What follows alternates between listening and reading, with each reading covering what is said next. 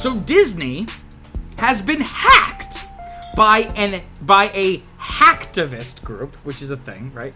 Named Nullbulge, based out of Russia. On the left here, you have their logo, which is like of a furry, of a lion.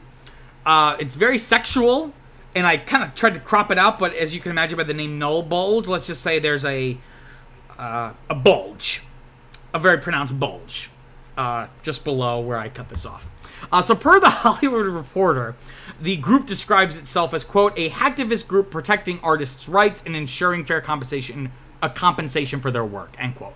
And according to the group, which basically published an email sent out to all the publications explaining why they've done this, in their own words, they said, quote, Disney was our target due to how it handles artist contracts, its approach to AI, and its pretty blatant disregard for the consumer. We released the data because we knew making demands would do jack shit. If we said, hello Disney, we have all your Slack data, they would instantly lock down and try to take us out. In a duel, you better fire first. So they claim to have, and over the past week, we've kind of through a drip feed, we have been getting info from this. So the claim is becoming more and more substantiated. They claim they have over a terabyte of data. Now, to put that into context, a terabyte is, I believe, 1,000 gigabytes, right? And 1,000, and because we're talking mostly about text information, you know, that's probably, we're talking more about megabyte and kilobytes. So again, let's do here. So let's do terabyte to megabytes. So 1 terabyte is about 1 million megabytes. This is a lot of info, right? So this includes internal communications, images, logins, studio information, ad campaigns, info on unreleased projects, and more, right? In an email to Variety, again, the group claimed to gain access via, quote, a man with Slack access who had cookies, end quote, which is why you should always reject cookie use.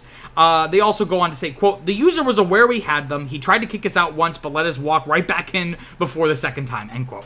I think from what I was reading, he was like adding a video game add-on. Like they do this, they like create a fake video game add-on that has like malicious like malware in it. So when you like add the add-on, so someone got fired, right? Someone was doing something on their computer they weren't supposed to be doing, probably. Not that it was like illegal, but just like, you know, if it's from what I understand, it was this video, like, why were you playing video games and using a video game add-on on your work computer, right? And unlike other times companies are hacked, you know, no ransom was sought. Again, it's a hacktivist group. So again, like activism. So it's ideologically motivated. And they said, like I said before, they were, you know, really looking to kind of make a statement on the way they feel Disney treats the consumers and artists. You know, the Hollywood Reporter notes that this follows several data breaches for other media companies, not from this group necessarily, but we've seen earlier this year data breaches and hacks with Roku, with Ticketmaster, with AT&T. So this is becoming more and more of a problem, and this is very reminiscent of the Sony hack from a decade ago. So if you're not aware of this, or maybe you're aware of it but don't know that's related to any kind of hack of Sony was going to release a film by Seth Rogen called The Interview about trying to assassinate Kim Jong-un, the dictator of North Korea. North Korea was not happy about this, so they hacked Sony. And the result was this releasing of all of these very damning email exchanges between Scott Rudin, who's like one of the worst people ever, and Amy Pascal. Very email exchanges that you wouldn't want to be public. So kind of making semi-racist remarks, making sexist remarks. So it kind of feels, whereas that was ideological, but in the sense of like it's like a geopolitical governmental thing.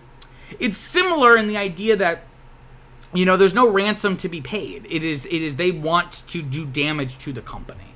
And again, like I said, you know, a reason, like they don't like the way, you know, Disney and other corporations are handling artificial intelligence and how it could potentially destroy or basically disappear a bunch of jobs. So again, in this leak and we're still getting info about it and what kind of, you know, revelations we're getting. But a couple things that have been revealed is traffic and revenue data for Disneyland Paris. There's info about a potential upcoming recommendation feature on Disney Plus.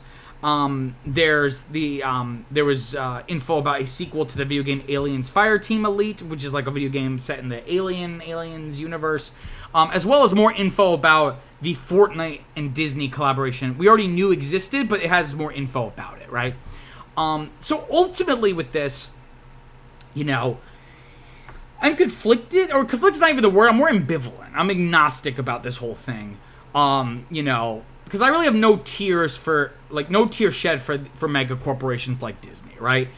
You are a company valued on the stock market. You have a market cap of nearly $180 billion, right?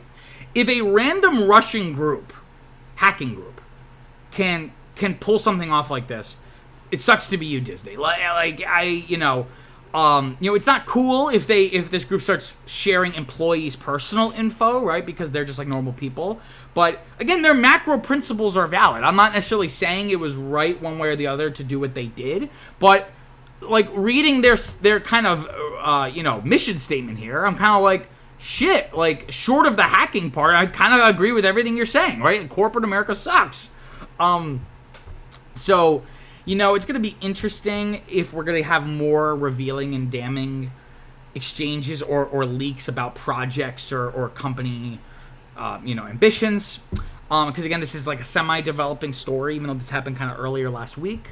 But, again, it's one of those things, like, I don't really care in the sense of, like, I don't feel bad for Disney. They just need to, they have all this money.